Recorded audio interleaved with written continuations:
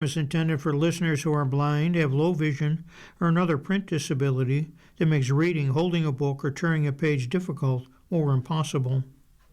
The content is copyrighted by the respective publishers.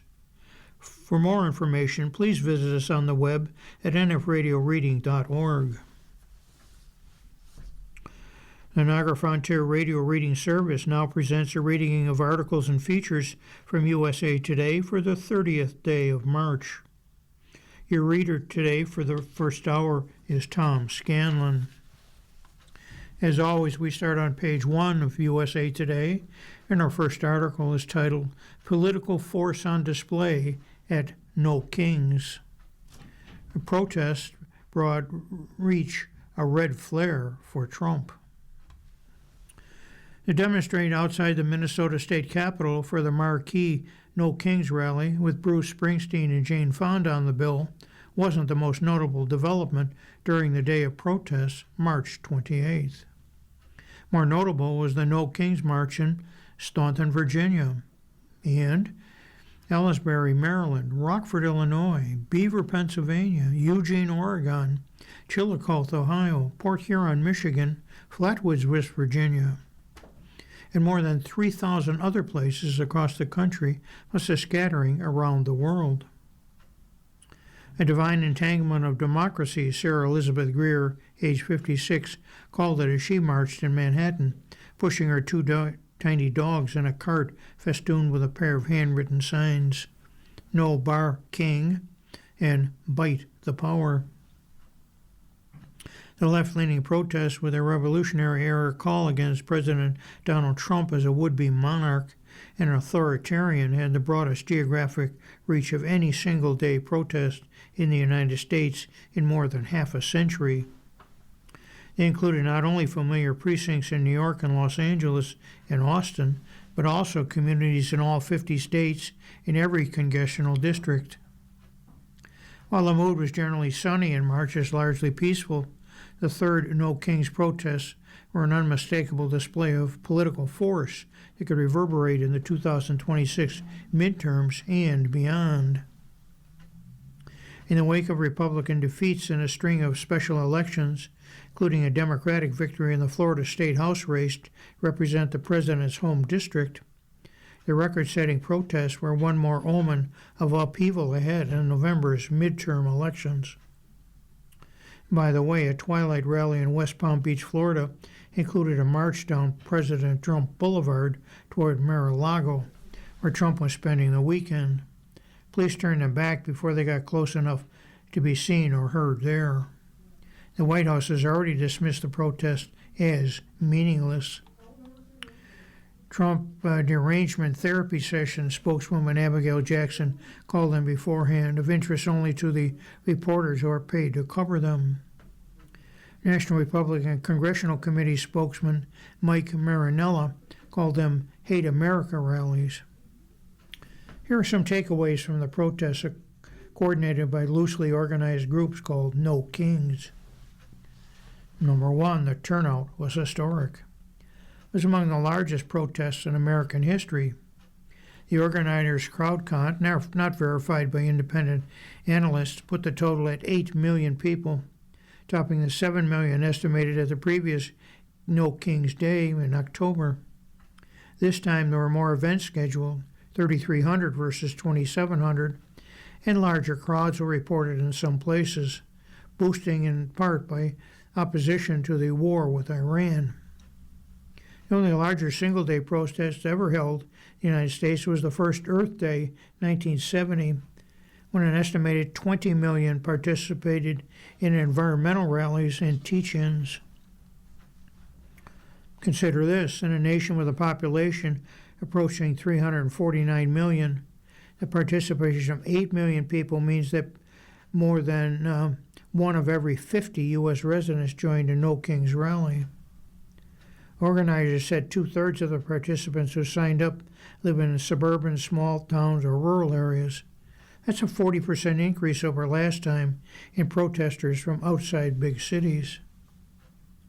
The first No Kings rallies were held less than a year ago on June 14th, the day Trump presided over a military parade in Washington marking the U.S. Army's 250th anniversary, which also happened to be his 79th birthday.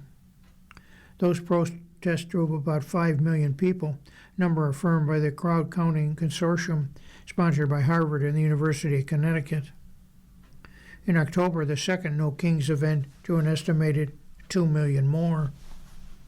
Profusion of locations for the third demonstration means the marches may have commanded less national news coverage than iconic protests that centered on Washington, including the Civil Rights March on Washington in 1963 and the anti-Vietnam moratorium protest in 1969.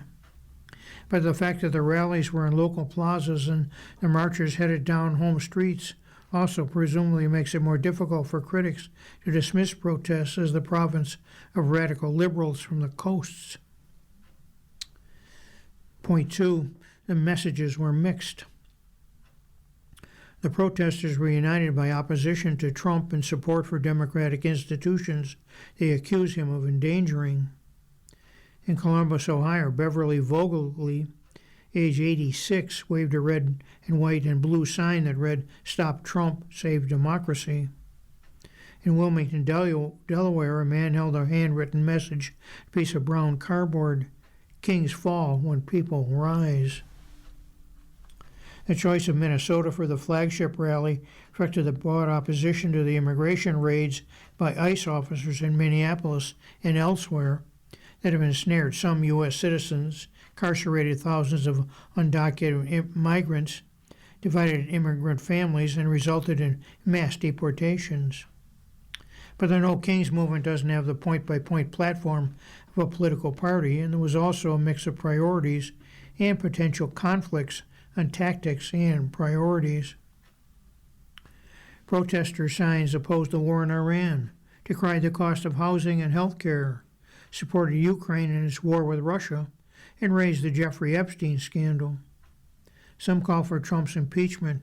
Arrest them, demanded a banner at a march in Washington, D.C., listing the names of Vice President J.D. Vance, Secretary of War Pete Hegseth, White House Press Secretary Caroline Leavitt, and others. At some rallies, there were signs to, quote, abolish ICE, end quote. A Palestinian flag waved among the crowd at one of the marches in Washington. Point 3. Protesters were anti-Trump but not necessarily pro-Democrats. Being united against Trump didn't automatically mean everyone in the crowd was in favor of Democrats. The No Kings movement hasn't depended on the Democratic Party to organize its protests. It's built its own infrastructure using social media and digital resources. The coalition of labor unions, progressive activists, civil rights groups, and others who sponsored it include established organizations such as Public Citizen, Move On, and the Human Rights Campaign, and newer groups such as Invisible and 50501. They have appealed to progressives who find the Democratic Party too moderate, as well as the rising tide of independent voters, some of them centrists who have been disenchanted by both major parties. Eggs are expensive. BC, all the chickens are in Congress, read a woman's sign in Rehoboth Beach, Delaware. With the rallies all over, the difference in ideology could complicate efforts to deliver their votes. Point 4. Rallies could matter November 3rd. History says mass protests can matter in midterms, unleashing political energy, stoking voter intensity. The Tea Party protests that began to erupt in 2009 among conservatives opposed to President Barack Obama were credited with boosting Republican turnout to the mid-2010 terms, while the GOP gained 63 seats and control of the House of Representatives in a red wave. A Women's March in 1917, sparked by Trump's first inauguration, contributed to a blue wave 2018, when Democrats flipped 41 seats and regained the House. Now Democrats are increasingly confident they will flip more than the 3 seats required to regain control of the House in November. Prospect of winning control of the Senate where the 2026 map favors Republicans now seems conceivable, but still unlikely. Some Democratic hopefuls for office attended for mayoral candidate Josh Boshi in Fargo, North Dakota, to potential president Pete Buttigieg in Traverse City, Michigan. Point 5. Beware the blowback. That said, mass protests also carry some electoral risks. Protests against the Vietnam War galvanized young voters and liberal Democrats, but the blowback from older and more conservative voters fueled Republican Richard Nixon's Law and Order appeals in 1968, a race he narrowly won over Democrat Hubert Humphrey. More recently, the conservative Tea Party takeover of some GOP organizations led to the nomination of untested and unvetted contenders in Delaware, Nevada, and elsewhere, who then struggled to win statewide elections. Most analysts think the cost of Republicans their chance to regain control of the U.S. Senate in 2010. Now, some Republicans are depicting the movement as a band of radicals out of step with mainstream political opinion. House Speaker Mike Johnson said it brought together the Marxists, the socialists, the Antifa advocates, the anarchists, and the pro-Hamas wing of the far-left Democratic Party. Marinella said the rallies are, quote, where the far-left's most violent, deranged fantasies get a microphone and the House Democrats get their marching orders, end quote. While the rhetoric against Trump and his policies was scathing, most of the marches had a good-natured air, featured a fair number of costumes, including a variety of inflatable versions of the president. At the Morristown Municipal Building in New Jersey, an oversized inflatable frog danced at the head of the crowd. In Nashville, a dozen women donned scarlet handmade tails robes, carrying a sign that said, "Shame."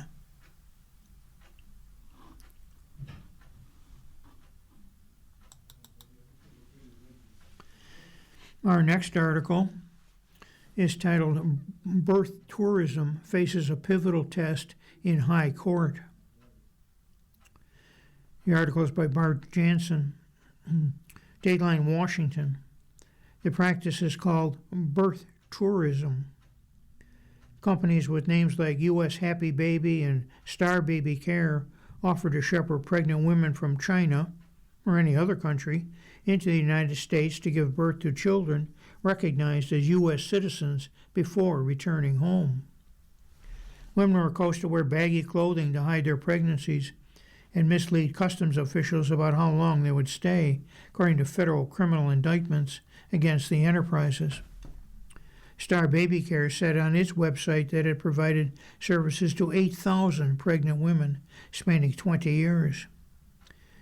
USA Happy Baby said it charged VIP customers up to $100,000. But the extent of birth tourism and its threat to national security is hotly contested. Estimates range from a marginal 2,000 babies a year to disputed allegations of 1.5 million over a 15-year span. Higher figure has made its way into congressional testimony and to arguments that the Supreme Court will hear April 1st. The justice will decide whether President Donald Trump can limit birthright citizenship by executive order, despite the court's past interpretation of the 14th Amendment to the Constitution, ratified more than 150 years ago. The High Court has interpreted the amendment for more than 125 years, providing citizenship to nearly everyone born in the United States. Trump and his allies contend citizenship was never intended for people delivering children on vacation. But opponents of the move, including congressional Democrats and 140 university professors, contend the problem is exaggerated and that laws are already in place to combat birth tourism. The 14th Amendment states, quote, all persons born or naturalized in the United States and subject to the jurisdiction thereof are citizens of the United States and of the state wherein they reside, end quote. The phrase subject to the jurisdiction has traditionally been understood to mean The children of diplomats, Native Americans, because of their tribal alliance, were initially excluded but were awarded birthright citizenship under a 1924 law. Federal judges repeatedly rejected Trump's executive order, which was signed on the first day of his second term, that aimed to restrict birthright citizenship. A lot of the government's policy arguments, they're beside the point because this is a rule that's in the Constitution, so it's not subject to policy debate at this point, said Cody Wolfsey, an American Civil Liberties Union lawyer who's part of the case. The reality is birth tourism is a tiny marginal issue that's already addressed by federal regulations that make it illegal. Trump's order denied birthright citizenship when the child's mother was in the country without legal authorization, or when the mother was visiting temporarily as a student, a worker, or a tourist. Birthright citizenship was not meant for people taking vacations to become permanent citizens of the United States of America and bringing their families with them. All the time laughing at the suckers that we are, Trump said on social media May 15th of last year. Staggering versus infinitesimal, the figures attributed to birth tourism are highly disputed because the government doesn't count such births.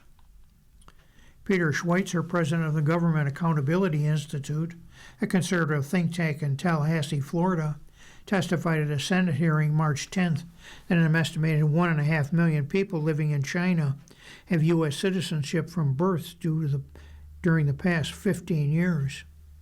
Schweitzer argued these people are educated in Chinese Communist Party schools with a distorted view of U.S. values and cultures, but can vote in elections and upon turning 21 can bring their parents as permanent residents. The scale of the exploitation is staggering, yet the U.S. federal government does not systematically track it, Schweitzer said. But Senator Dick Durbin, a Democrat from Illinois, found Schweitzer's justification for the estimate lacking. He didn't have anything to back it up, Durbin told USA Today. When he asked for specifics, he'd give generalities. The Center for Immigration Studies estimated that in 2020, more than 20 to 39,000 babies born each year to birth tourists, based on federal figures about how many foreign-born mothers gave birth and how many showed up in the census for staying longer than a tourist. But Jerry Neufeld, a researcher at the Nicosia Center think tank in Washington, D.C., sharpened his own pencil and called the center's figures an egregious overestimate. Neufeld argued that a fairer estimate would be fewer than 2,000 babies born to birth tourists each year. A group of 140 university professors told the Supreme Court in a written argument that birth tourism accounts for an infinitesimal portion of children who receive birthright citizenship each year, out of 3.6 million births annually. Stephen Camarota, who conducted the research at the Center for Immigration Studies, told USA Today the government could end the dispute by charting how many women enter the country on foreign passport, stayed less than 3 months, and left with an infant using a U.S. passport. Republicans and Democrats disagree about the severity of the threat from birth tourism. It's a huge problem, Senator John Cornyn, a Republican from Texas, told USA Today. Looking forward to see how the Supreme Court deals with that, because we're being played. Senator Ted Cruz, a Republican from Texas, told USA Today birth tourism was a persistent concern. It's been a blatant abuse of our immigration laws, said Cruz, who joined a written argument in the Supreme Court case. Senator Peter Welch, Democrat from Vermont, told USA Today there's a consensus not to allow birth tourism. But he said the impact sounds marginal. We don't want it. It's illegal. To the extent that there's measures that we can take to curb it, there's a consensus we should do it, Welch said. Fortunately, the facts indicate that it's a pretty marginal issue, but obviously one of spectacular concern. Opponents of Trump's executive order say laws already on the books can prevent birth tourism. State Department changed its visa policy in 2020 during Trump's first administration to discourage women from delivering children during tourist visits. The change explicitly allowed the department to reject a visa application that a consular official had reason to believe the tourist will give birth during her stay, and whose primary purpose is to obtain U.S. citizenship for the child. If we do have a problem with birth tourism, I don't think there's any evidence that we do, but if we do, then the solution is to enforce the law on the books and not to deprive American families of the citizenship of their children born on U.S. soil, or force them to prove their lineage or lose their citizenship. Amanda Frost, a law professor at the University of Virginia, said at the Senate hearing March 10th.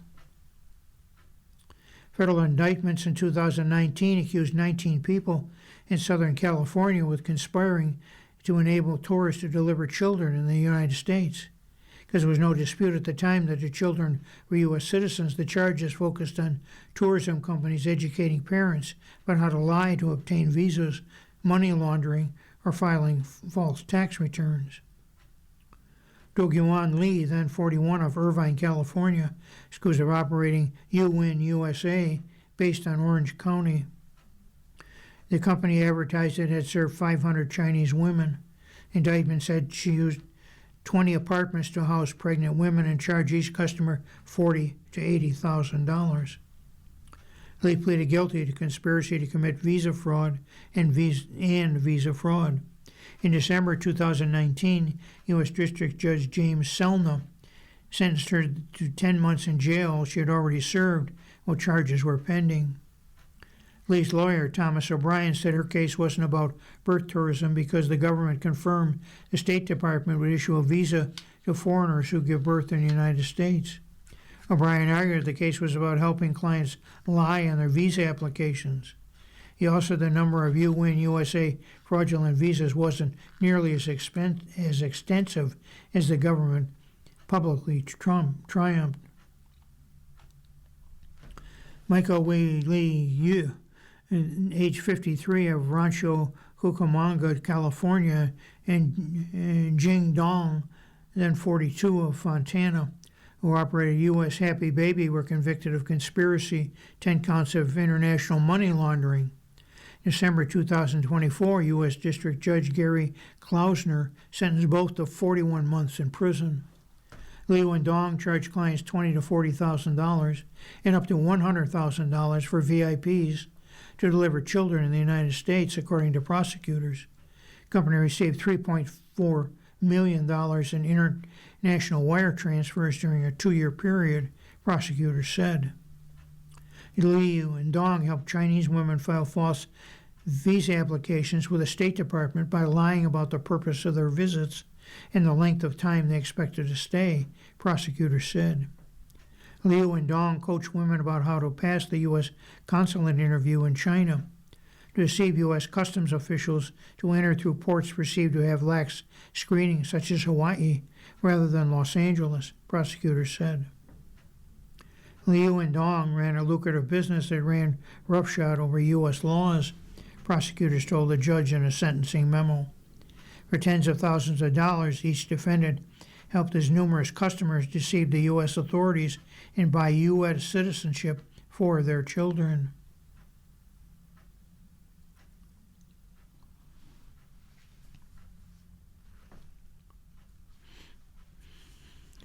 Our next article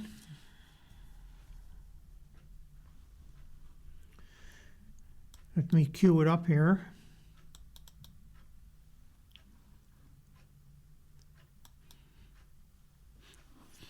Is called to End DHS Standoff a Failure. House bill already dead without Democrats. The author is Zachary Shermelli. Dateline Washington. Despite recent momentum in Congress, political infighting among Republicans on Capitol Hill means the ongoing Department of Homeland Security shutdown is far from over. Could even drag on until mid-April. The House of Representatives on March 27th passed a stopgap funding bill for the agency largely along party lines, 213 to 203, but without support from Democrats. The legislation is already dead on arrival. Minority Leader Chuck Schumer, a Democrat from New York, declared earlier in the day. That means there's virtually no chance of becoming law because it does not have enough votes to pass in the Senate. Neither the House of Representatives nor the Senate has yet to abandon a scheduled 2-week congressional recess for Easter and Passover. With senators already gone and House lawmakers eager to leave town as well, it's not clear when the shutdown could end. Its effect on airport lines may be softened, though, after President Donald Trump signed an order without help of Congress to reroute money to compensate TSA workers amid the crisis. Those employees could start receiving paychecks as early as tomorrow, Homeland Security said in a statement to USA Today. The doomed measure's passage after a House GOP revolt sealed the fate of short-lived optimism on Capitol Hill that a bipartisan Senate deal reached overnight will yield a swift end to the shutdown that has upended airport security lines over the past 6 weeks. The legislative ping-ponging came amid intensifying pressure on Congress in recent days to do something. Bitter divisions among House and Senate Republicans, however, ultimately sank the Senate's attempt to bring the impasse to an end. The Senate solution, which was agreed to by both Republicans and Democrats in the early hours, would have fully funded all of DHS except for Immigration and Customs Enforcement and Border Patrol. Both divisions already have been operating with massive cash reserves provided to them under Trump's mega bill that Republicans in Congress approved last year. Yet House Republicans denounced their Senate counterparts' shutting down exit strategy, saying they couldn't be seen as defunding immigration enforcement in any way. Representative Michelle Fischbach, a Republican from Minnesota, said the Senate's off-ramp was not a solution. It's a Swiss cheese funding bill defined by its holes and deficiencies, she said. It's not entirely clear what happens next. Neither Republican Senate Majority Leader John Thune nor Schumer, his Democratic equal, have shown any alacrity as of yet to cancel recess. Thune didn't publicly address the barrage of criticism from Johnson's membership on March 27th. House and Senate Democrats, meanwhile, insisted the easiest and quickest way to end the shutdown for the House to pass the Senate compromise. We know that the Senate bill is the exit ramp, said Representative Jim McGovern, a Democrat from Massachusetts. So take it.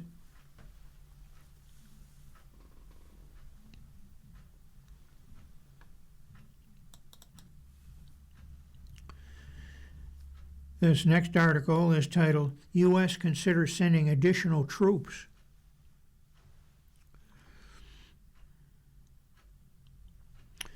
The authors Philip M. Bailey and Jay Stahl. More than a month after President Donald Trump entered a war alongside Israel against Iran, President polling shows that the decision is still failing to win over most Americans. U.S. and Israeli forces have bombarded Iran and aimed much of their combined firepower at the theocrat regime's oil and steel infrastructure, which is considered vital to its economy, Trump said. There are very strong talks underway, but more strikes over the weekend demonstrated it's much easier to start a war than end one in the Middle East. Roughly 2,500 Marines from the 31st Marine Expeditionary Unit were sent to the region on March 27th, and officials are now weighing adding about 10,000 more troops, as some speculate a ground invasion could be coming. Secretary of State Marco Rubio told reporters on March 27th the United States will not need ground troops to win the war, but the military must give the president maximum opportunity should things change. This is not going to be a prolonged conflict, he said. It appears, however, that the war is sprawling with the entry of Houthis into the fray. Iranian-backed militia group in Yemen launched ballistic missile attack March 28th against Israel targets without any casualties. The Houthis are Shiite militants and are part of Iran's larger network controlling most of Yemen. Their entry into the conflict represents an escalation to get further destabilize the region and global markets, observers note. Taya Sari, a military spokesman for the group, said in a video statement that the attacks will continue till the aggression ends against all the fronts of the resistance. An attack by Iranian forces on a U.S. base in Saudi Arabia March 27th left 12 troops injured. That strike at Prince Sultan Air Base left 2 U.S. service members seriously hurt, according to reports by Reuters, CBS News, and the New York Times.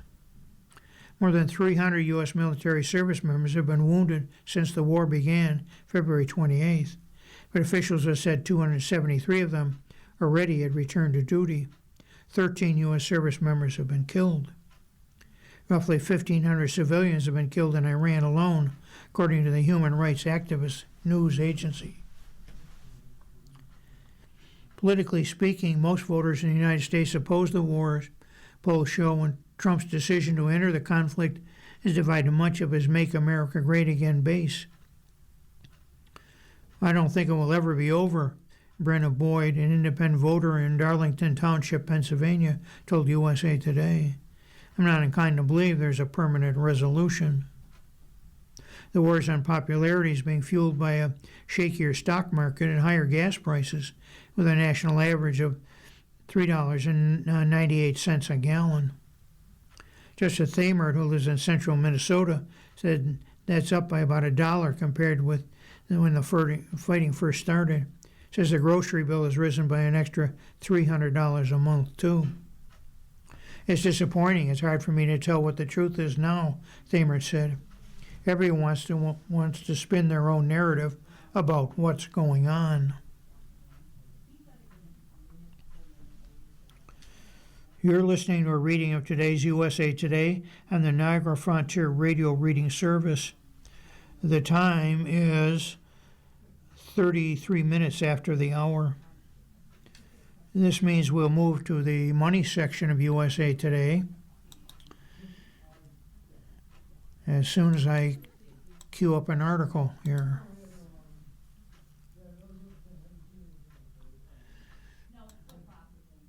And here we go. The article is titled, For Living Abroad, Think Small. The smaller communities deliver for Americans. The author is Andrea Requer. Big cities like Paris and popular tourist attractions like Thessaloniki, Greece may be better known. When it comes to moving overseas, American expats might get more bang for their bucks under the radar smaller towns. International Living recently released a report on 21 small towns where you can enjoy a, quote, comfortable lifestyle, unquote, for as little as $2,000 a month. That means better quality of life is defined by a more walkable community, access to attractions like the outdoors or cultural events, fresh food, or other perks. These smaller towns offer something people are increasingly looking for right now, said Jennifer Stevens, executive editor of InternationalLiving.com, in a release. You're not just cutting costs, you're gaining a sense of community, a healthier pace of life, and everyday experiences that feel more meaningful. For a picturesque small town in northern Portugal, consider Amarante, which dates from the 4th century BC. International Living editors call the lifestyle in Amarante intentionally slower. Even though it's smaller than destinations like Lisbon, they still attract tourists, so it boasts top-notch traditional restaurants and bakeries. You can find rentals for as little as $1,000 a month for 2 or 3 bedrooms in the historic city center, and the overall cost of living is low as well. Larger houses or farms with land can be had for as little as $400,000. If you read and love A Year in Provence, Bourg-les-Minosa in France might be right for you. It's named for the colorful flowers that bloom in the winter months and are celebrated every year in February with a festival called the Corso Fiori. Bourg-les-Mimosas also boasts beaches, wineries, and medieval hilltop village. Someone living in a modest two-bedroom apartment can expect to spend about $3,400, International Living editors reckon. You can also find the small-town, slow-paced way of life in Nafpaktos, Greece. Located in the Gulf of Corinth, it offers easy access to the beach and abundant ancient Venetian architecture. Housing costs remain reasonable, with rentals typically between $400 and $800 per month. Monthly expenses for a single residence average $1,271 to $1,735. The views here are like a postcard, International Living's editors say, and festivals are held throughout the year. The little town of Aguas Mortes was founded in the 13th century and it still has its medieval architecture intact. International Living editors describe it as chic, a bit like some of the posh small cities of California, with plenty of good eating and drinking and a walkable downtown. Aguas Mortes is in the south of France, but not in Provence, which helps keep it a little less expensive. If you were to rent a modest two-bedroom apartment, you could expect to spend about $2,200 to $2,600 a month. Homes for purchase inside the historic city center are pricier. Expect to spend at least $231,000 for just a 430 square feet. Although International Living editors maintain this might be the most beautiful place to live among all the options they cover. If you're craving a Caribbean lifestyle, Maya Beach in Belize's Placentia Peninsula may be worth a look, because it's on a slender peninsula surrounded by water on two sides. Maya Beach is quieter and less expensive than nearby cities that attract more tourists, but home to one of the region's most popular restaurants, Maya Bistro. The rents are very reasonable. International Living says you can probably snag a one-bedroom cottage for $800 a month, or a two-bedroom for around $1,400 a month. San Ramon Costa Rica offers beautiful natural scenery, lively restaurants, cultural attractions, and much more. International Living editors say that San Ramon is one area where everyday necessities are surprisingly easy for expats. That includes health care, access to International Airport in San Jose, and proximity to such things as groceries and other shopping. One couple interviewed by International Living estimated they spent about $6,000 for living expenses, but believe it's possible to live modestly on a fraction of that. To buy a home, meanwhile, you can still find options under $150,000, even though larger, more updated properties in rural estates will cost at least $300,000 and likely more.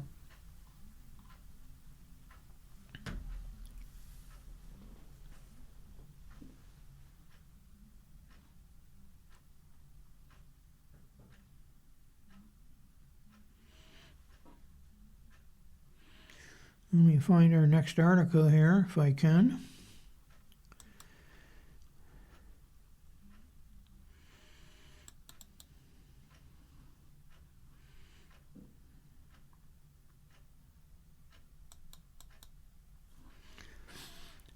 USPS could raise prices to shipping packages by 8%. The authors are Julia Gomez and Michelle Del Rey.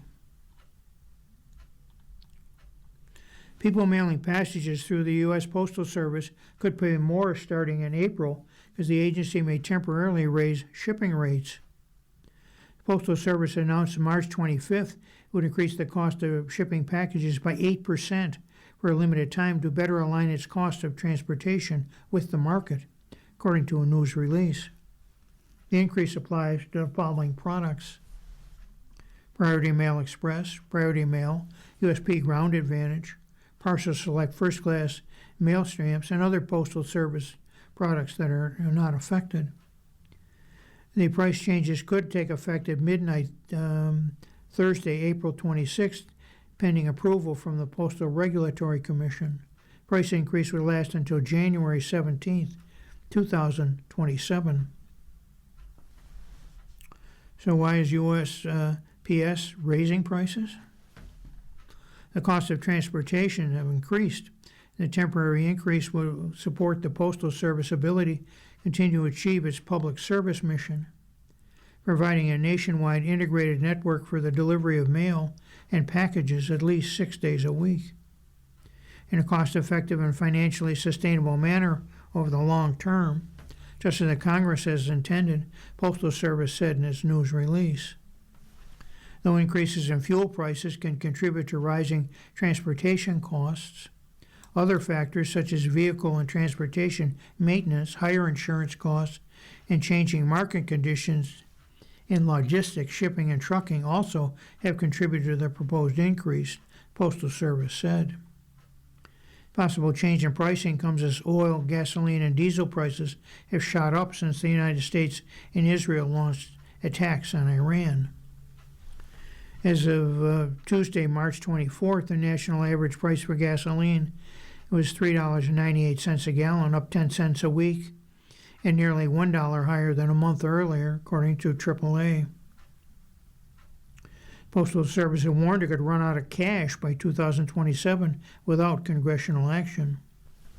Postmaster General David Steiner, who took office in July of 2025, told Reuters and the Associated Press earlier in March that the agency could struggle to pay vendors and employees if Congress does not lift its $15 billion statutory debt limit. We're out of cash in 12 months if we don't do anything different, Steiner told Reuters. Steiner told lawmakers March 17th that the price of a first-class stamp could increase by 12 to 17 cents, possibly raising the cost from 78 cents to 90 or 95 cents a stamp. He said the increase would largely solve our controllable loss. No stamp increase has been approved, and customers can still buy a sheet of 20 stamps for $15.60 at Postal Service locations and online. Last year, President Donald Trump said he was considering merging the Postal Service, now an independent agency, into the Commerce Department, according to USA Today reporting. The agency would be under the executive branch authority. We want to have a post office that works well and doesn't lose massive amounts of money. And we're thinking about doing that, Trump said at the time. The Postal Service delivers mail and packages to millions of addresses nationwide, including rural areas that private carriers often do not serve, according to the Government Accountability Office. By law, the Postal Service is required to provide, quote, universal postal service, end quote, meaning delivery to every address in the country 6 days a week, a mandate the GAO says is costly. Postal Service also plays a key role in public health and elections. 2020 study found the agency delivered about 1.2 billion medication prescriptions in 2019, an essential service for communities that rely solely on the Postal Service. During the 2024 election cycle, the agency processed more than 99 million ballots, according to a Postal Service news release. Trump voted by mail in 2026 Florida special election, according to USA Today reporting, despite having called the mail-in vote corrupt and claiming it leads to widespread voter fraud. Voting rights advocates warn such claims could undermine public confidence in Postal Service.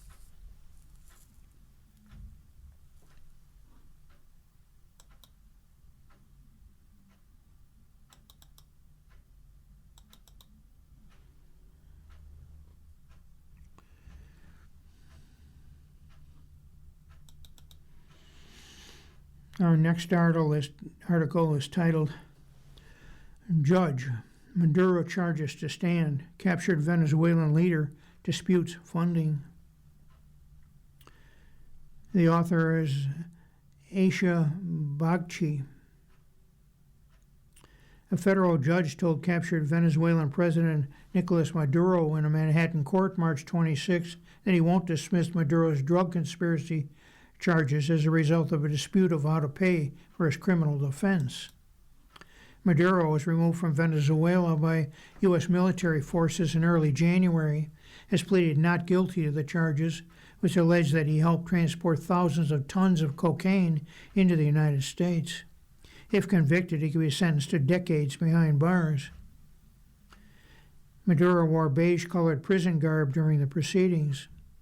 Maduro's wife, Celia Flores was also removed from Venezuela by U.S. forces and has pleaded not guilty to similar charges. She is also present at the Manhattan Federal Court on March 26.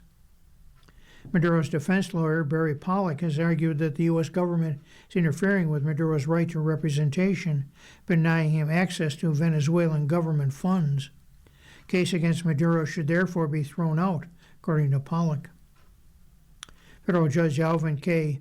Hellerstein, who was appointed by President Bill Clinton, made it clear in the March 26 proceedings that he won't dismiss the charges over the funding dispute, at least for the time being.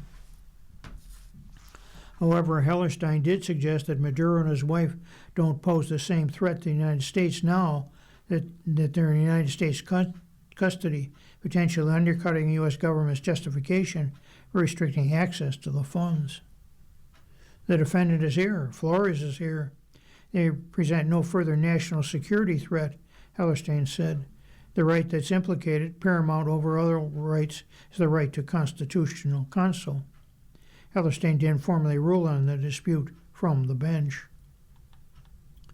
President Donald Trump, who ordered the military operation to remove Maduro from his country, said at a cabinet meeting on March 26 that he would imagine there are other trials coming for Maduro because the United States charged him with a fraction of what it could have. Maduro emptied his prisons into our country and hoped that charges will be brought at some point, Trump said. Pollock, Maduro's lawyer, said the government of Venezuela is required by Venezuelan law to pay for Maduro's legal defense, but the U.S. government is blocking the ability to receive those funds. As a result, Mr. Maduro, who lacks his own funds to retain counsel, is being deprived of his constitutional right to counsel of his choice, Pollock wrote in a February 26 court filing. If Hellerstein doesn't dismiss the charges, Pollock has asked for permission to withdraw from representing Maduro. In a separate court filing, Mark E. Donnelly, a lawyer for Flores, has made the same request. U.S. officials have said Maduro and his wife can't use the Venezuelan public funds they're seeking because those funds are controlled by a government that's subject to U.S. sanctions. However, officials have given the pair a limited exception to the sanctions, so they may use their personal funds to pay for their lawyers.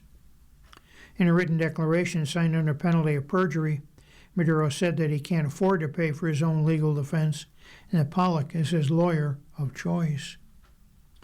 If Maduro and his wife can't pay for their own defense, lawyers can be appointed for them, prosecutors say.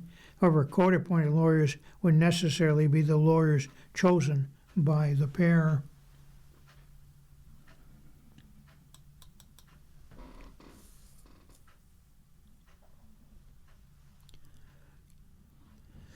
Our next article is titled Sentiment of Social Media Censorship Laws Ban Agencies' Coercive Actions. The author is Jessica Guillen. 3 federal agencies will be barred from coercing social media companies to censor speech under a settlement brokered by the Trump administration. The agreement puts an end to a long-running lawsuit brought by Missouri, Louisiana, and several social media users during Joe Biden's presidency, alleging that the Democratic administration unlawfully threatened the social media platforms to take down or suppress posts on COVID-19 in the 2020 presidential election, among other controversial issues. Surgeon General Office, the Centers for Disease Control and Prevention, and Cybersecurity and Infrastructure Security Agency are banned for 10 years from wielding legal, regulatory, or economic pressure to persuade the platforms to remove protected speech. The settlement comes nearly 2 years after the Supreme Court reversed a lower court finding that federal officials had likely violated free speech protection and rejected putting limits on how the Biden administration communicated with social media platforms. The Biden administration coerced social media companies to stifle free speech that they disapproved of, Attorney General Pam Bondi said in the social media platform X. The Justice Department's settlement is a key step in undoing those abuses of the First Amendment, especially against conservative media, she wrote. President Donald Trump issued an executive order in January condemning the federal government's actions under Biden that he said infringed on the constitutionally protected speech rights of American citizens across the United States in a manner that advanced the government's preferred narrative about significant matters of public debate. In 2022, the Republican Attorney General's office of Louisiana and Missouri and a small number of social media users filed a lawsuit accusing the Biden administration of crossing the line by pressuring social media platforms to suppress content they believed was false and dangerous, such as posts on COVID-19 and election fraud. An issue was jawboning, the practice of trying to influence social media companies to delete a controversial post or change policies around public health misinformation. Jury in Missouri and Louisiana claimed that these attempts violated the First Amendment. Among the communications were tense conversations about the coronavirus vaccine that Biden administration had with Facebook parent Meta and X, formerly Twitter. The lawsuit was one in a series of conservative grievances that big tech colluded with Democrats to stifle Republican views. At the time, conservatives alleged that social media platforms violated their First Amendment rights when the posts were labeled or removed or when they were banned for violating company policies. Social media companies argued they didn't target conservatives, only harmful speech that violates their rules. Political commentator Dan Schnur told USA Today in 2024 that social media censorship would remain a mainstream powder keg unless Trump won re-election and reversed the federal government's position. There are certainly conservatives who will continue to fight on principle, but under a Trump administration, a lot of them probably find other battles to weigh in on. Schnur teaches the University of California, Berkeley, University of Southern California's Annenberg School of Communications, said at the time.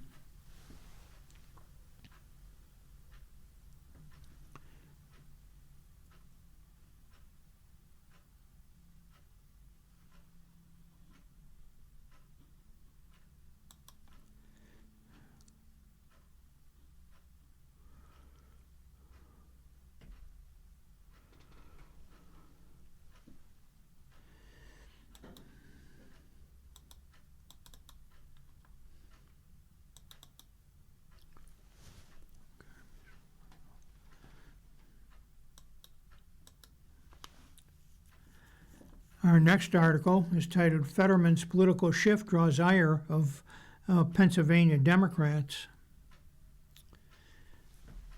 The author is Matthew Rink. Throughout his 2022 campaign for U.S. Senate, John Fetterman often took to social media to needle a few centrist Senate Democrats with histories of breaking party ranks. Then Pennsylvania Lieutenant Governor Fetterman cast himself as the anti-Joe Manchin and anti-Kirsten Sinema candidate who would give Democrats a reliable 51st vote in the Senate.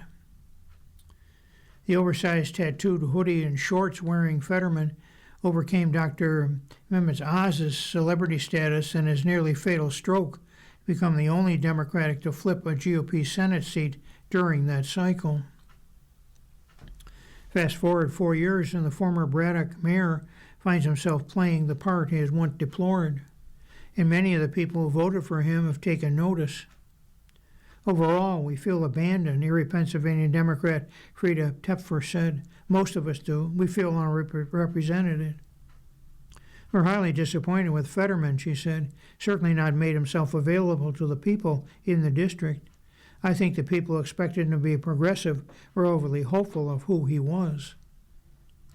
Various constituent groups are planning to gather March 30th at Fetterman's 5 offices across Pennsylvania to voice their displeasure. Events are planned in Philadelphia, Pittsburgh, Harrisburg, Wilkes-Barre, and Erie. Tepfer organized Erie's event through the local chapter of 50501, which has held No Kings protests across the country. We're going to be there with signs, and people will go in and talk to the staffers and let them know how they feel, Tepfer said about the Erie event, which will start at noon outside Erie County Courthouse. Fetterman's office did not respond to a request for comment for this article. Fetterman, age 56, has rankled his party over his votes to reopen the federal government, including in November when he backed a continuing resolution, and again in February when he supported funding the Department of Homeland Security, which remained shut down because of the budget battle. He's been a staunch supporter of Israel and its attacks on Palestine in Gaza, and more recently has supported Israel in the Trump administration's war in Iran. He also backed Trump's deportation crackdown, and in March was the deciding committee vote to advance fellow Senator Markwayne Mullin's nomination to Secretary of the Department of Homeland Security. Representative Brandon Boyle, the Democrat from Pennsylvania, has become one of Fetterman's biggest critics, has called for his ouster. Once again, Senator Fetterman shows why he's Trump's favorite Democrat, Boyle wrote on X after the committee vote on Mullin. He needs to go. You're listening to a reading of articles from USA Today for the 30th day of March on the Niagara Frontier Radio Reading Service. We'll return for more readings after this short break. Your reader for this hour has been Tom Scanlon. If you're listening to this publication online, you're probably using our website, a podcast player like Spotify or iTunes, a streaming service like Siro, or a smart speaker. Did you know that we now have a dedicated app that can be downloaded to any mobile device, like a smartphone or tablet, for free? App users can conveniently access our live stream and any episode of our podcast easier than ever. To download the app, just type NFRRS in the search window in the Apple App Store or in the Google Play Store. Contact us anytime if you have any questions by calling 716-821-5555, extension 5. Thank you.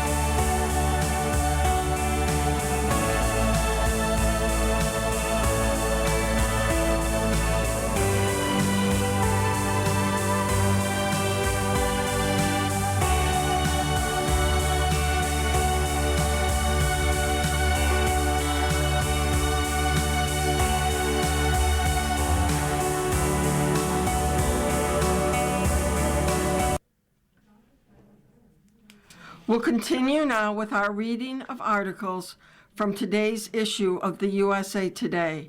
Your reader for this hour is Val, and I'll begin with an article by Danielle Lerner titled Evolving with Each Step.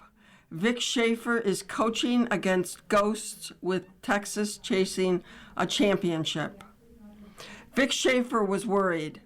For 2 hours before his Texas team was set to tip off its second round women's NCAA tournament game against Oregon on March 22nd, he pulled the Longhorns into the practice gym and ran through a new defensive strategy.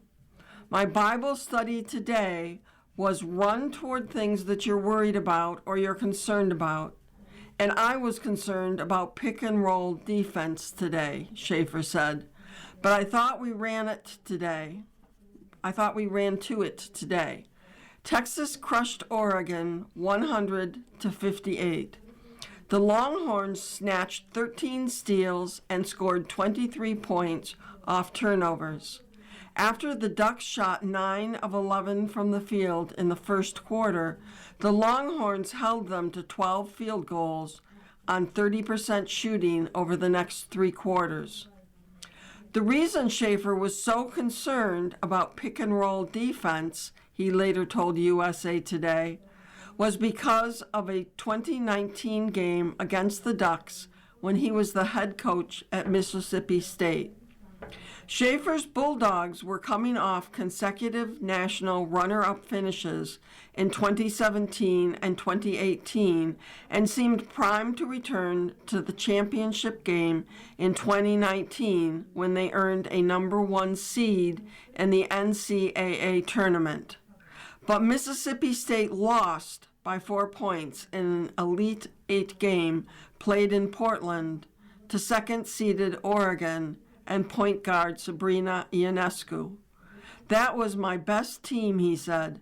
That team was better than the 2 previous teams that played in the national championship game.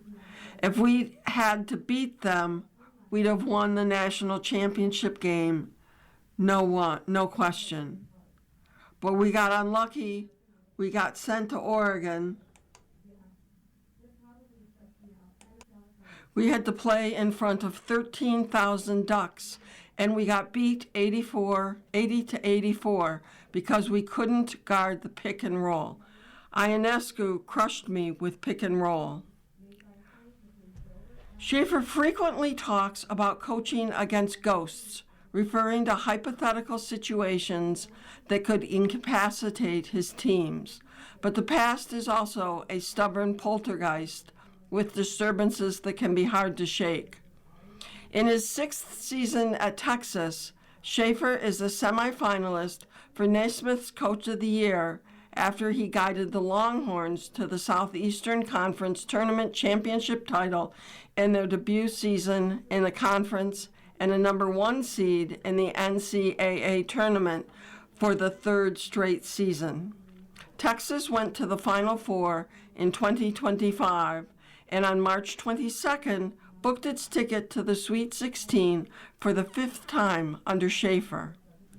At Texas and Mississippi State, Schaefer has a combined career record of 399 wins and 101 losses. He is one of 2 active coaches to take 2 different programs to the Final Four, the other being Kim Mulkey with LSU and Baylor. Through Schaefer's illustrious 21-season career as a head coach, which also includes 7 seasons at Sam Houston State, one accomplishment has eluded him: winning a national championship. You get evaluated more on this time of year as a coach than any other time during the season, Schaefer said. You can win the championship, the conference championship, the tournament championship, but this is the time of year when you've got to earn your keep. With this team, how special they are, they're good enough. I keep telling them they're good enough. Schaefer has the requisite experience to say that. He was an assistant on legendary coach Gary Blair's Texas A&M staff when the Aggies won the national title in 2011. That's where Schaefer learned many tricks of the trade that he still employs and are part of what makes him him. Schaefer is a fan of consistency. When he finds something that works, he sticks with it. His teams all deploy the same suffocating style of pressure defense. His season-long practice plans rarely deviate year to year. Practices in February 2026 look very similar to practices in February 2025 and February 2024, and so on. That doesn't mean it's all cut and paste, said Texas associate head coach Elena Lovato, who spent 4 seasons on Schaefer's staff at Mississippi State. I think he's evolved a lot as an offensive coach, she said. At Mississippi State, we were primarily dribble drive. We'd have a few sets here and there to get us into some high-low stuff. I think here we've really evolved and grown our playbook. And we have better players, like we have 5 stars, so we're utilizing their skill sets. And I think Schaefer has done a really good job of making it really hard for people to guard us. Schaefer is also a fan of backup plans and being over-prepared. He'll install a secondary defense hours before a game, just in case. During games, he keeps 2 play cards in his pocket. The smaller of the 2 has 50 different plays on it. Many of the plays are for Texas junior sensation Madison Booker, whom Schaefer called a generational talent after she dropped 40 points on Oregon in the Longhorns' second-round victory. I think Coach Schaefer has really just pushed me into taking just a bigger role, just being aggressive on the offensive end, finding my shot, hunting my shot, Booker said after the game.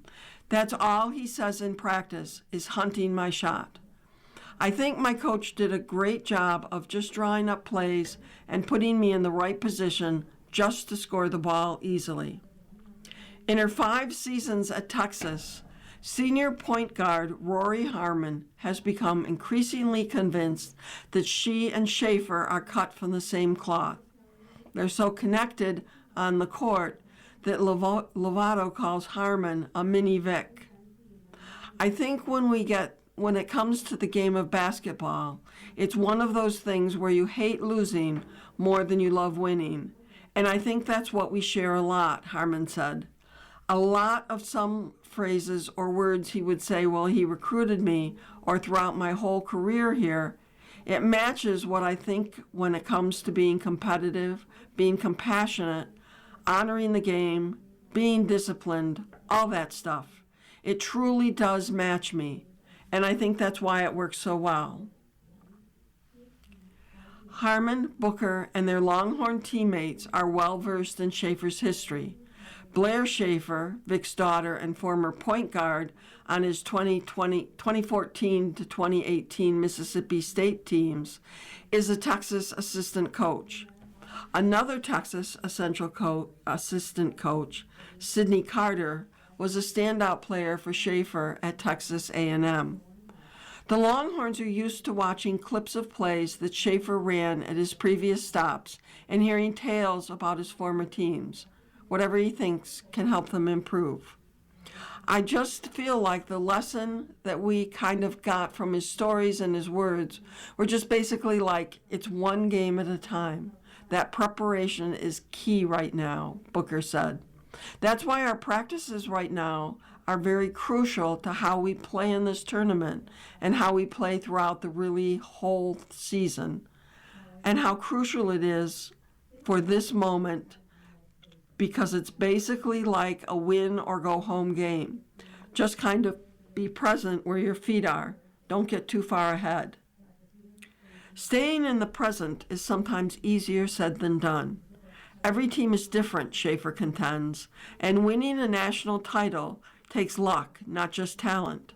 But standing outside the Longhorn locker room after his team throttled Oregon, and with another Sweet 16 on the horizon, Schaefer couldn't help but think that this year could be the year. With a 76-54 Sweet 16 win March 27th against Kentucky, Texas improved to 34-3 in a season that began by inserting 3 new players into the starting lineup, 2 of them sophomores. 3 players, Booker, sophomore guard Jordan Lee, and senior center Kyla Oldacre, averaged double-digit scoring. The Longhorns center duo of Brea Cunningham and Oldacre dominate the interior. Booker is virtually unstoppable from anywhere on the court, and Harmon sets the tone on defense. This team, offensively, when they go out there and make shots, when you've got a difference-maker player like Madison Booker and they create their own shot, and then we've got the 2-headed monster inside. They may not score a lot, but man, they take up a lot of room down there, Schaefer said. It just makes for a really special team. Lovato has the same feeling. I wouldn't be surprised if it happens because I know how much work goes in behind the scenes from a player perspective, from a staff perspective, from Coach Schaefer losing sleep, sleeping in the office, she said. I think all of those things, we just kind of finally be rewarded for all the fruits of our labor. Texas now plays Michigan in an Elite 8 game March 30th at 7 Eastern Time on ESPN, with a trip to the Final Four on the line. Texas's lone women's basketball national championship was in 1986. 40 years later, Schaefer is attempting to deliver a second. The Longhorns know how much a championship would mean for the program and for their head coach. I think he wants it too, Harmon said. To get one while we're still both here would mean a whole lot, because I have been here for a really long time, and I've witnessed the growth of every team every year he's been here from the start. So I think doing it for him is another reason why we try so hard. The next article is by Jarrett Bell. Referees blast NFL replacement plans. Mention the possibility of the NFL enlisting scab refs to Scott Green, and it's likely to set off a hand grenade. This is what happens when labor talks go off the rails. Messaging gets rather intense.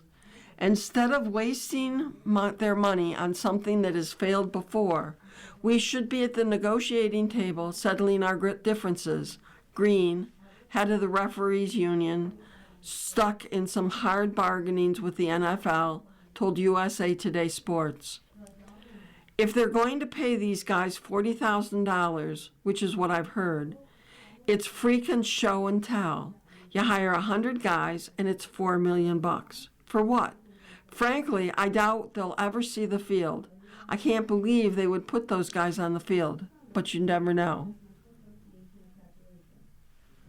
When the NFL locked out officials in 2012, it took nearly a month into the regular season and fallout from the infamous Hail Mary call that cost the Green Bay Packers a primetime Monday victory at Seattle before order was restored with a new labor deal. Yeah, and Roger Goodell ended up writing an apology letter to the fans, Green said, name-dropping the NFL commissioner and Chief Heat Shield. I don't think he likes to do it that very often. Then again, history has a way of repeating itself, or serving as a crucial warning. While there is still time for a resolution before the pact between the NFL and the NFL Referees Association expires on May 31st, there's not much in the public space that suggests a stare-down between the sides won't extend into the season. The signs are so ominous. A planned 2-day negotiating session broke off before the lunch break on March 25th, with the union accusing the league of sending an empty suit without power to negotiate as its counter-proposal was rejected, while the NFL accused the union of bargaining in bad faith because it would not budge, again, on financial demands. Jeff Miller, an NFL executive vice president, issued a statement March 26 to counter Green's remarks in the wake of the latest failed negotiating session. He emphasized that the league's frustration with the talks dating back to 2024 goes beyond economics. We continue to focus on investing in accountability and performance in our officiating department, Miller said. Scott and his team haven't changed their approach in almost 2 years, continuing to demand raises at almost double-digit rates of the increases realized by the players over the course of this CBA, and in addition, millions of dollars in marketing fees that rank-and-file union members never see. You are listening to a reading of today's issue of USA Today on the Niagara Frontier Radio Reading Service. The time is 15 minutes past the hour. I'll continue with reading about the referees. We are ready to continue negotiations to reach a fair and reasonable agreement, but in the meantime, the union refuses to engage in a meaningful way. We will continue to prepare for the expiration of the current agreement because we will be playing football in August. When owners convene March 29th through 31st at the swanky Arizona Biltmore for annual league meetings, they will consider a proposal for a 1-year rule amendment that would allow for an expanded use of instant replay to correct a clear and obvious miss by replacement officials. In other words, it's a backup plan for the backups. And of course, the league is much further along on the calendar than it was in 2012 in lining up officials from the college ranks to step in for the usual crews. Still, while the NFL likely scores points with its message about desiring improvement with training, development, and accountability issues, and now would be a good time to talk about full-time officials, the referees undoubtedly have some built-in leverage. It's 2012. They could have put a message on a t-shirt as follows: remember the Titans and the Alamo, but never forget 2012. It's the integrity of the game. That's the big risk for the NFL as it engages in the hardball labor negotiations with the referees. When that gets messed over, the NFL suffers tremendously, which is why it ended the standoff in 2012, 2 days after the Hail Mary ignited such a firestorm. That's the rare leverage NFL referees hold in this dispute against such a powerful entity, even while the league harps on desires to improve performance and consistency. Yes, they can do better. No, there's no group that does it better. Sure, the game has evolved since 2012. The impact of technology rolls on, including the Hawkeye system that will confirm or reverse some calls. The video imprint on the game is so much more profound, including high-def digital images coming from more angles than ever, and with stationary cameras in every stadium covering the boundaries and goal lines. Yet for all that, the revenue generated by the NFL, including the legalized betting that exists in nearly every state, unlike 2012, before the U.S. Supreme Court changed the gambling game, has exponentially increased the scrutiny and the extra pressure that would exist for the replacement refs. And hey, let's not forget that the on-field officials are on the front lines of enforcing health and safety measures that are so much more a part of the NFL game's fabric than in 2012.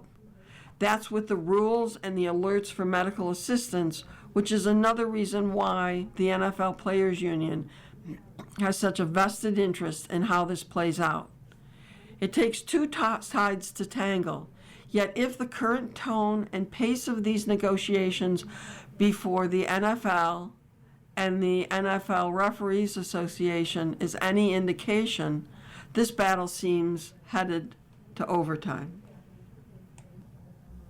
Christine Brennan has written an article called "Malanin's Redemption Must Wait Until 2030. 6 weeks and 1 day after his awful meltdown at the Milan Olympics, Ilya Malinin threw his head back and roared in delight. The judges' scores would come in a few minutes, but he already knew. He knew he had done it. 5 quadruple jumps, no falls, no stumbles, combined with the big lead he already had coming into the long program, there could be no doubt. He would be world champion for the 3rd consecutive time. The same long program that had become such a devastating disappointment in February for the 21-year-old quad god was bringing him nothing but joy in March. He won the world championship in a skating landslide. His total 329.4 points was nearly 23 points ahead of Japan's Yuma Kageyama at 306.67, with Shun Sato of Japan a distant third at 288.54 points. Malinin's first thought, I was really relieved. In the final event of the grueling 2026 Olympic season, Ilya became Ilya again. But in an exclusive interview with USA Today Sports after the competition, he said no matter how thrilled he was with his world championship performance, it does not make up for what happened in Milan. There are 2 different things, he said. It's good that I was able to end the season on a good note, and I'm proud of that.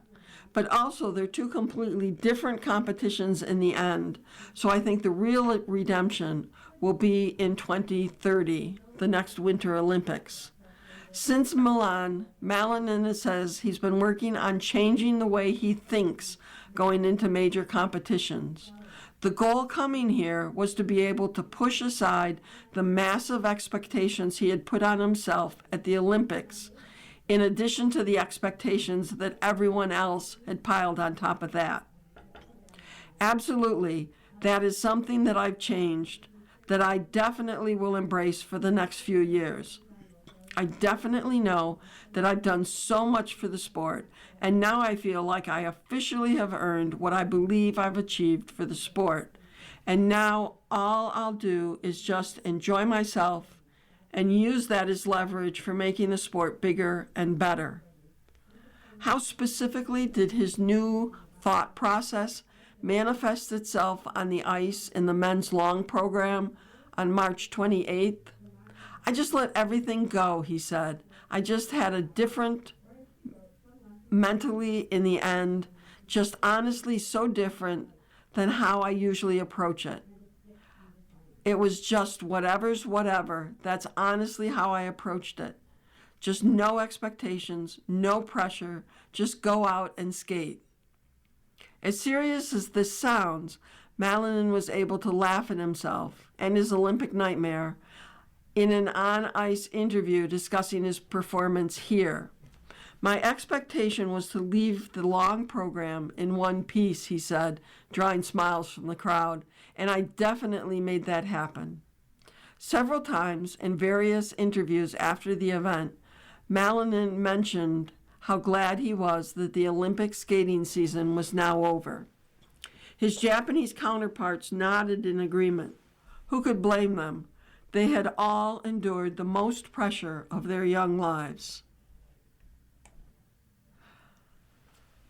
Abhishek Thakur from Reuters has written an article called History Making Antonelli Wants to Keep Raising the F1 Bar.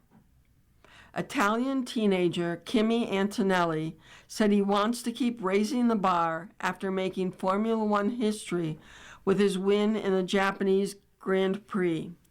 The 19-year-old's success March 29 at Suzuka made him the sport's youngest championship leader, taking the record away from Lewis Hamilton, the 7 times world champion he replaced at Mercedes. Hamilton led the standings as a 22-year-old in his 2007 rookie season. Antonelli also became the first Italian to win back-to-back races in Formula One racing since Alberto Ascari in 1953. I'm not thinking too much about the championship, says Antonelli, who only took his first Formula One win in China 2 weeks ago and leaves Japan, the third round of the season, with a 9-point lead over teammate George Russell. Of course it's great, but it's still a long way to go. I think we need to keep our head down and keep raising the bar, he said. Antonelli, starting from the pole, had dropped to 6th after a slow start.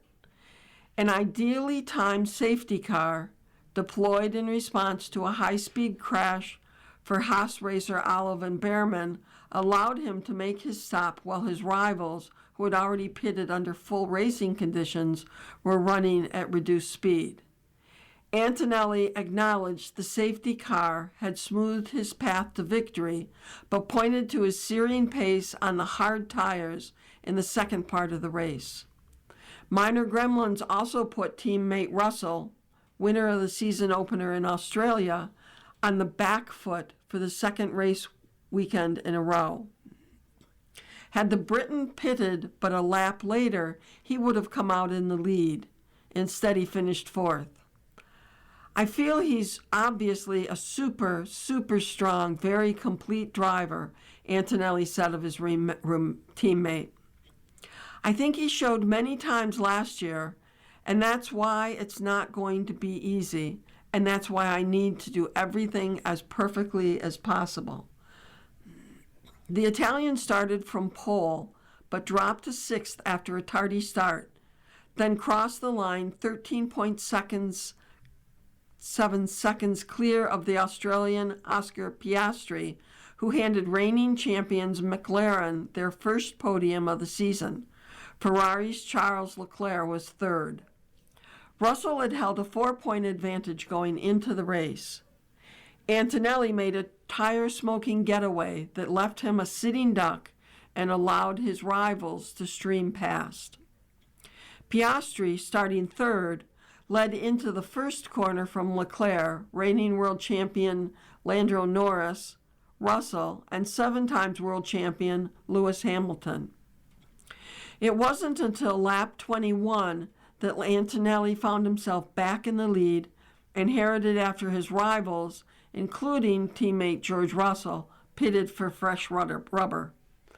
A heavy crash a lap later for Bearman triggered a safety car and turned the race in Antonelli's favor. Bearman was given the all-clear by doctors after limping away from the high-speed crash. Replays showed him having to take avoiding action as he rapidly closed in on Franco Colapinto's Alpine, with a significant speed differential between the two cars. That sent Bearman onto the grass and into a heavy collision with the barriers. The 20-year-old was given an X-ray at the circuit's medical center, which revealed a right knee contusion but no fractures, a Haas spokesperson said. It was redemption for Piastri, who until March 29th had only turned racing laps in China's Saturday sprint, having crashed out ahead of his home race in Australia. Yeah, we do all right when we get to start, joked the 24-year-old. Seth Vertelny wrote an article called USMNT Coach Annoyed by New Hydration Break Rule. U.S. men's national team coach Mauricio Pochettino said he was annoyed by hydration breaks midway through each half, which his side experienced for the first time in a 5-2 defeat to Belgium on March 28th. In December, FIFA announced that every 2026 World Cup game will feature a 3-minute hydration break midway through both halves.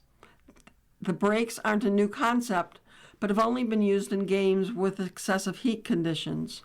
That was not the case at Mercedes-Benz Stadium, which had its roof closed and air conditioning on to create the ideal climate-controlled environment. In addition to player safety concerns, there were also commercial implications. Broadcasters will have the chance to sell advertising space during the breaks, which FIFA said it will allow.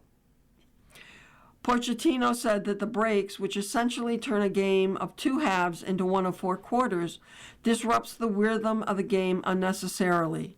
To be honest, I don't like them, Pochettino said in his post-game press conference. I don't like that because I think you cut the rhythm of the game. I understand when you play in open stadiums, maybe yes, we need to care about the health of the players.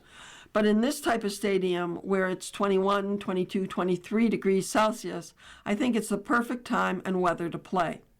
It annoys me a little bit, but that's the new rule that we have to accept. Pochettino's counterpart in the afternoon, Belgian coach Rudi Garcia, had a different view. I like them because this is the opportunity for us coaches to speak with the team, to speak about strategy and plan, he said. You are listening to a reading of today's issue of USA Today on the Niagara Frontier Radio Reading Service. The time is 30 minutes past the hour. The first article is a book review by Claire Mulroy titled Road Trip Offers McCarthy a New Path to Explore His Friendships.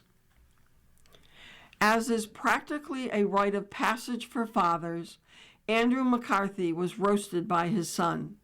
You don't really have any friends, do you, Dad?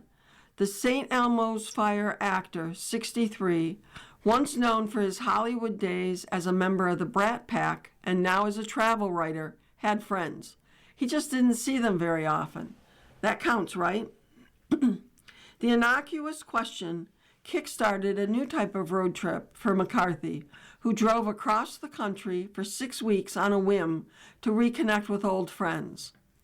In Who Needs Friends, out now from the Grand Central Publishing Company, McCarthy tackles male loneliness and friendship, striking up conversations at gas stations, diners, and roadside attractions. But for all the times he'd accost strangers asking to talk to them about their friends, surprisingly, no one said no. The views shifted from state to state, but also from generation to generation. Young people, McCarthy says, were more forthcoming with their loneliness. Even his own kids are much more accessible to acknowledge their emotional life than he was at their age, he says. Many older men would snap a quick denial in their direction. Whenever I answer that quick and that fast and that sharp, it's because I'm either lying or I'm afraid, McCarthy says. Because to men, particularly, loneliness can be tied somehow to some kind of weakness, and weakness is the one thing a man can never present. So when people just get further walled into this loneliness because they can't allow themselves to be seen in that way. Question: when you hit the road, did you know there was a book to write? McCarthy: no, it was an accidental 10,000-mile road trip, completely. I set off to reunite with some of my friends I hadn't seen in years and years. So I drove down to Baltimore to see this one friend, and that was a really lovely reunion. So I thought, well, my other buddy lives in Kentucky. That's not that far. I'll just drive to Kentucky. Then I was in Kentucky. I had a nice reunion. Well, how far really is Dallas from Kentucky? And then I was halfway across the country, so I thought, well, just keep going. There was no plan anywhere. I didn't use any GPS because I hate being told what to do. I got one of those big Rand McNally map books, and I was just consulting that the whole way. I hate highway driving. I'm terrified of trucks. I rode back roads the whole way, and that's where you meet people. There's no connection that happens when you're driving I-80 across the country. So I drove the back roads the whole way, and I stopped when I was hungry and slept when I was tired. And it was an amazing experience, and I encountered a lot of people. I rediscovered an America in a way I never had before. Which strangers stick with you the most? Answer: These two old guys in Ohio, they're in their 70s, retired cops. They were amazing. They'd been friends for 60 years, and they were so intimate and so close to each other, and they see each other multiple times a week for 60 years, and they've been right there with each other their whole way through life. That seems so alien to me. I've never had that kind of tight connection with someone. I thought my life would have been so different had I had that kind of person who knew everything about me next to me like that. And it's different than a spouse. I found them and their accessibility to each other and their openness and their sense of intimacy without being threatened in any way. Lou and Bobby were their names, and they go, yeah, we started saying I love you to each other recently. I say I love you to my wife, to my kids. Why can't I tell my best bud that I love them? And then Bobby said, yeah, we haven't graduated to the goodnight kiss yet. But they're aware of that sort of fear of intimacy that men have. These guys just don't have it. They know who they were, and they know what their relationship was and how valuable it was in their lives. To see that was just, I hate to say inspirational, but it was. Two guys I met, Lawrence and Steve, in Austin, said something to me that really stuck with me. They just said, look, this isn't a big deal. Friendship is just normal. It was so benign, that comment, that it really went deep. It's just normal. That's just what should be happening. So many of us now are so far away from that because of whatever reason, careers, life, internet, our phones, we've just atrophied. That's at great expense, I think, and that certainly was my experience. My wife looked at me at one point and said, and I'm a very introverted guy in a lot of ways, and she said, your life is getting smaller. That hit me like a ton of bricks, and she didn't mean it as a compliment. I felt like there was this sort of emotional safety net spreading under me as I drove west. I found myself laughing more, being more relaxed, having more internal space, my mind looping less. You stay alone in your mind and it just goes on, and I can wear a groove into a rut pretty quickly without noticing it when it crossed over that invisible line. Friendship helps relieve a lot of that. Question: how do we get to a place where that is normal? McCarthy: I'm a big believer in that 90% of life is showing up. I did one thing right on this trip. I showed up. I got in the car and I went to their house, and they were like, you drove here from New York to see me? I'm like, yeah, dude, you're important in my life. I needed to acknowledge that. It took the friendship to a deeper level in a way that was not in any kind of sentimental way, but just in a real and a profound way. You mean a lot to me. You mean a lot to me then. You're still part of my life, and that's important to me now. Question: you were also experiencing fame when you were forming those early adult relationships. Did those Brat Pack days influence your perception of unity or community? Answer: well, it's impossible to say. I think fame changes people on a cellular level. And so I'm a different person now, fundamentally, than I would have been had I not become well known to a certain generation at a certain moment in time. I can have no idea what my life would have been like had that not happened. But it's like a tree is growing, and then there's this big rock or something, and then it grows around it, and maybe it's a different tree, but who knows what it would have been like if that didn't happen. It's benefited my life massively in huge ways. Like I mentioned earlier, I'm fairly introverted, and so it's opened doors for me that never would have opened.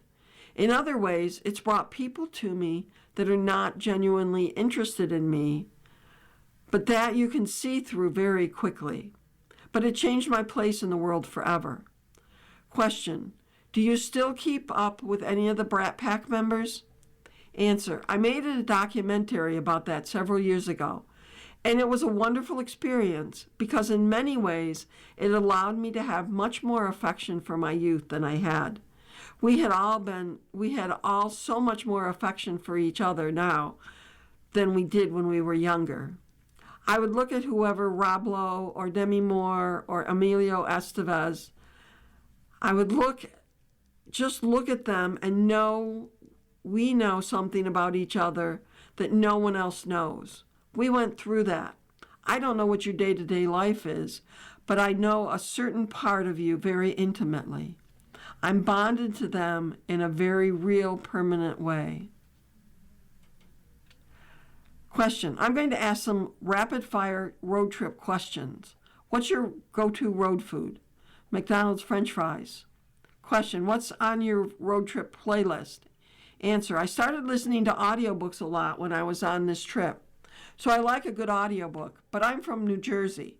I end up defaulting back to Bruce Springsteen a lot. It's good driving music.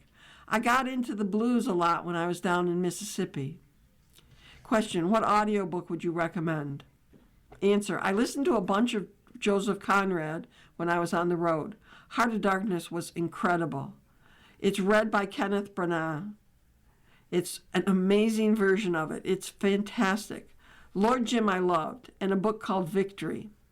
Question, what's one destination in the United States you think everyone should travel to? Answer, I was shocked and thrilled and delighted by Mississippi. I'd never been to Mississippi. I'd had a northerner's fear of the Deep South, I think. And I didn't understand what Mississippi was at all. I've been back 4 or 5 times since, and I can't wait to go back.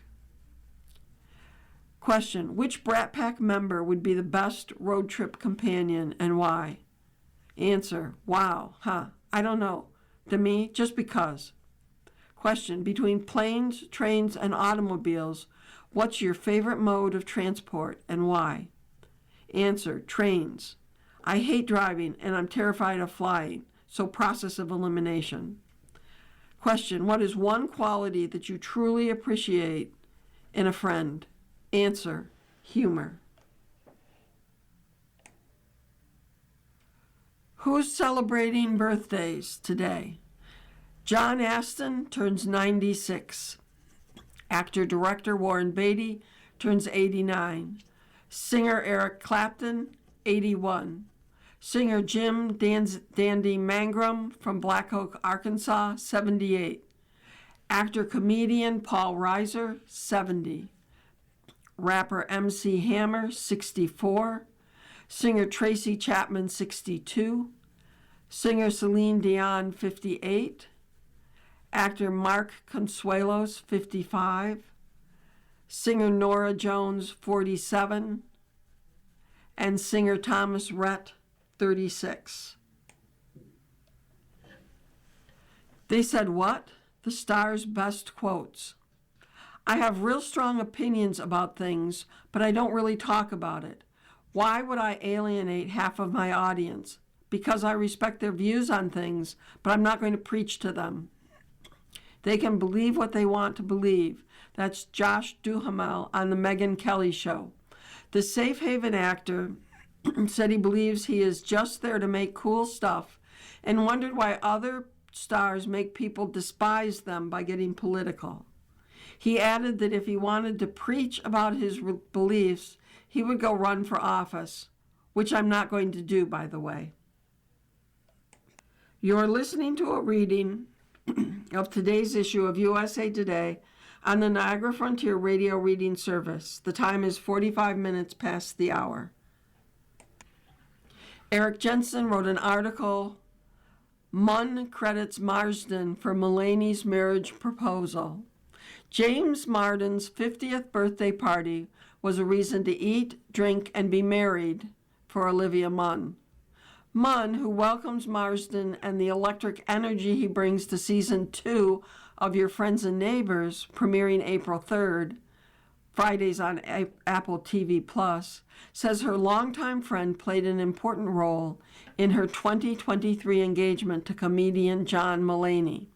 The couple tied the knot in the summer of 2024 and shared 2 children, Malcolm Heap, 4, and Mai June Mulaney, 18 months. Growing up in Oklahoma, Munn was friends with Marsden's younger sister.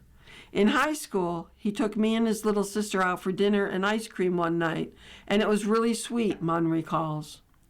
Marsden provided proof for Munn that an aspirational actor from the Sooner State could make it in La La Land. And the night of Marsden's 50th blowout at Los Angeles' historic Sheets Goldstein residence in September 2023 proved to be another pivotal part in Munn's story. I had just gone through a lot of surgeries for breast cancer, and I wasn't really feeling like myself, Munn said. And I was like, you know what? Let's go to James' birthday, and it'll give me an opportunity to get dressed up and do glam and see how I feel. The evening of Marsden's bash proved so serendipitous, Munn said, because John was like, you know, this is the best time to propose to Olivia. My husband was like, she's going to be all dressed up. She's going to be feeling really great. So good, in fact, that Munn, typically the guest who likes to leave early, uncharacteristically partied late into the night. John kept saying, are you ready to go? Because normally I would say yes, Munn says, but she urged him to stay. He was like, okay. And then he asked me 3 times, and he was like, this is strange. Are you sure you don't want to go? I'm like, no, I'm good. Finally, back at the hotel, Munn said she had no idea Mulaney would pop the question imminently. I had even ignored all the flowers that were there. I wasn't picking up on any cues, she said. And then he asked me to go outside, and he starts giving the proposal speech. And I'm like, wait, what's happening? I'm like, are you proposing? And he was like, yes. And then I started dying laughing because I was like, wait, it's 1 a.m. What would you have done if I just kept saying, I want to stay out longer? And he was like, I just would have waited and proposed to you whenever. It was such a great night, and then it became an even better night for me. Kelly Lawler wrote an article called Love Story Finale Depicts Example of Kennedy Curse. Love Story could only ever end one way. The FX and Hulu drama follows the relation of John F. Kennedy Jr., played by Paul Anthony Kelly, and his wife, Carolyn Bessette Kennedy, played by Sarah Pidgeon, from their early romance in 1990s Manhattan to their glamorous wedding and tumultuous marriage. And as anyone who was alive to witness the tragedy and its aftermath in real life, husband and wife died on July 16, 1999, in the crash of a small plane piloted by Kennedy. Bessette's sister Lauren was also killed. That heartbreaking event is the focus of the March 26th finale of the Ryan Murphy-produced drama, which has caused controversy and criticism as well as big ratings and buzz. And while it is the primary tragedy of the storied Kennedy family, an American political dynasty, including the 35th president, John F. Kennedy, his brother and politician Robert F. Kennedy, and current Secretary of Health and Human Services Robert F. Kennedy Jr., it is far from the only devastation the family has experienced over the decades. In fact, there has been so much tragedy and trauma associated with the family, it is often said there is a Kennedy curse. The late Senator Ted Kennedy put a name to it in 1969 after he was involved in a horrible incident himself, wondering whether there is some awful curse that actually hung over all the Kennedys.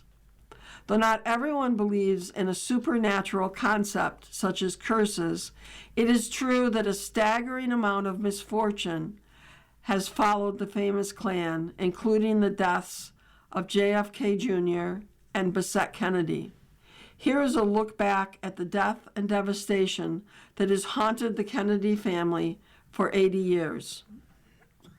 1944. Joseph P. Kennedy dies in World War II plane crash. The eldest son of Joseph P. Kennedy Sr. and Rose Kennedy, and the brothers of RFK and JFK, was killed in a plane crash while fighting in World War II. He was 29 years old. In 1948, Kathleen Kennedy dies in a plane crash. Joseph and Rosa's daughter Kathleen died 4 years after her brother Joseph in a plane crash on the way to a vacation in the south of France. She was 28.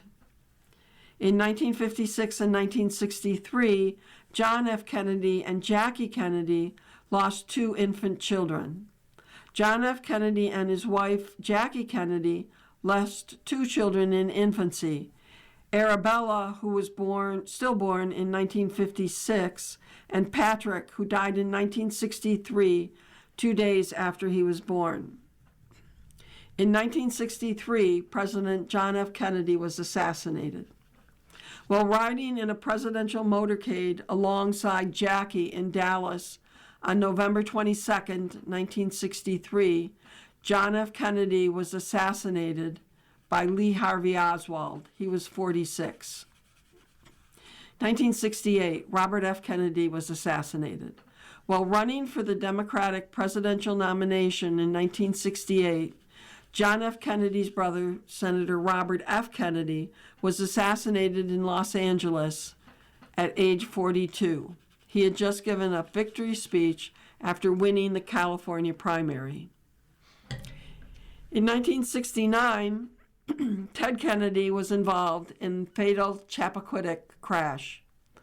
On July 18, 1969, Massachusetts Senator Ted Kennedy, brother of John and Robert, drove his car off a bridge in Chappaquiddick Island in Edgartown, Massachusetts.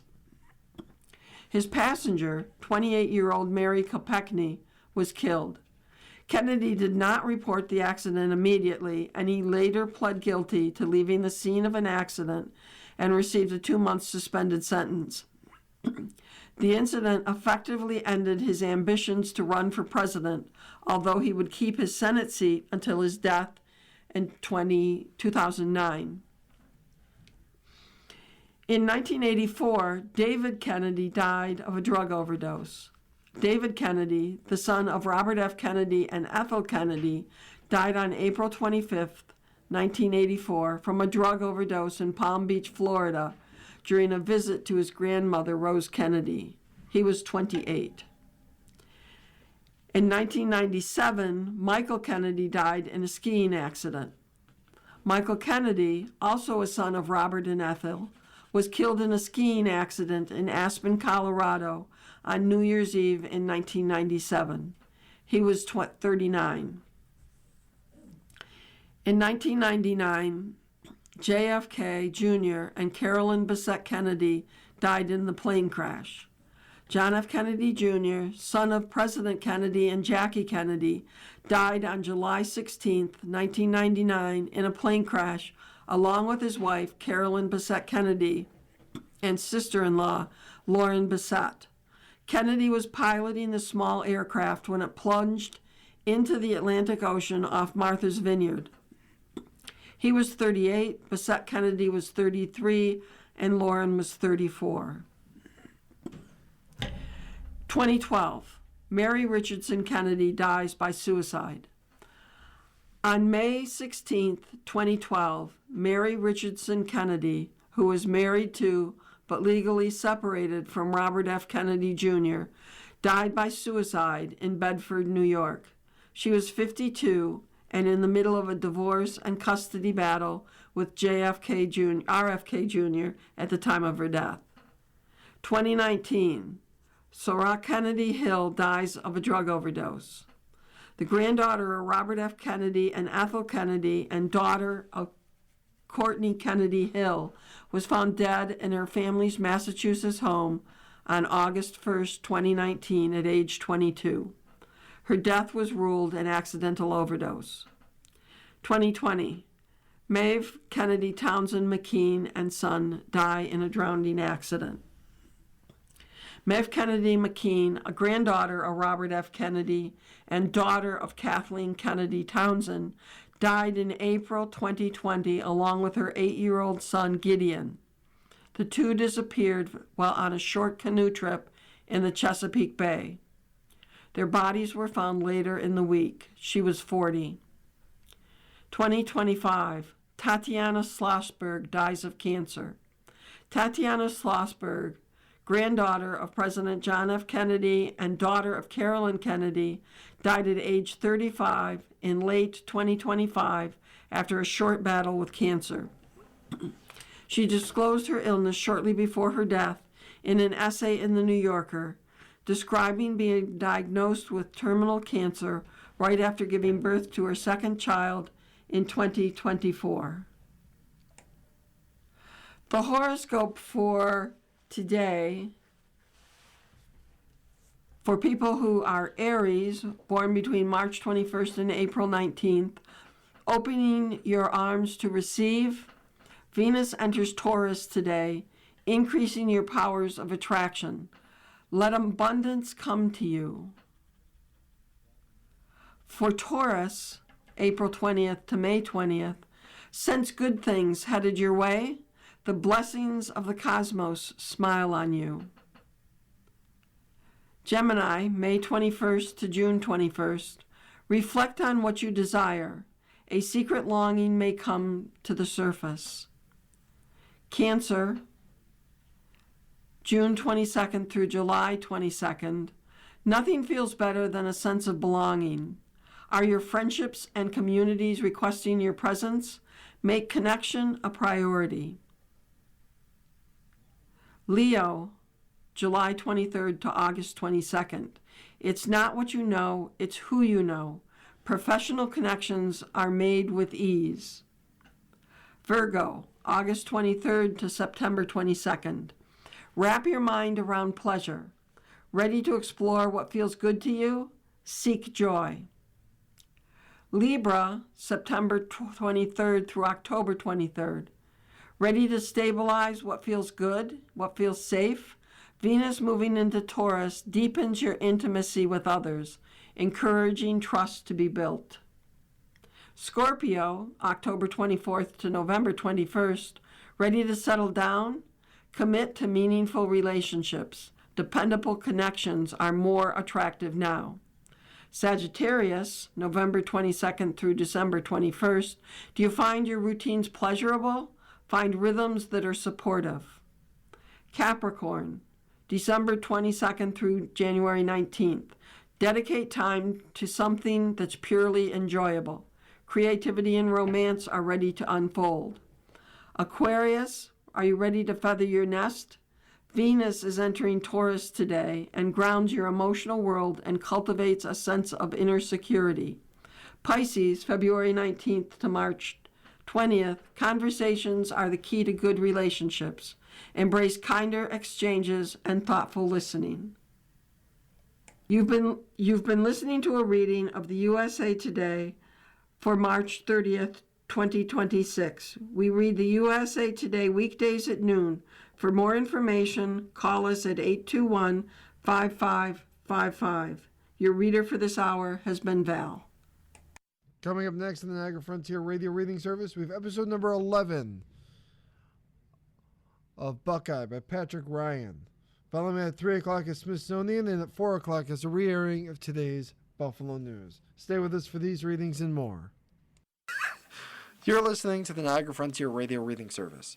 We broadcast daily readings of printed matter to those who are blind or have a print disability throughout Buffalo, Western New York, and Southern Ontario's Niagara Peninsula. Almost 40 years and more than 300,000 hours of radio readings to those without sight.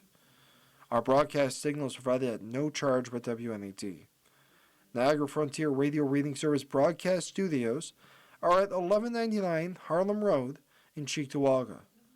Please let others know about your Niagara Frontier Radio Reading Service. For more information, call us at 716-821-5555.